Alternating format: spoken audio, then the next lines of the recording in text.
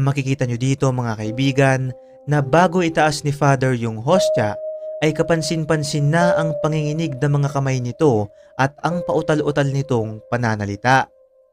This is my body, which will be given up for you.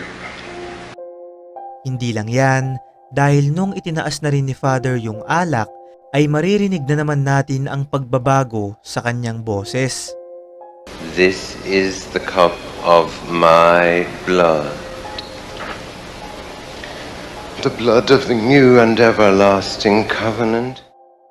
Kung papakinggan nating mabuti, ay ating mapapansin na hindi pangkaraniwang tono ng boses ang nagsalita nung oras na yun.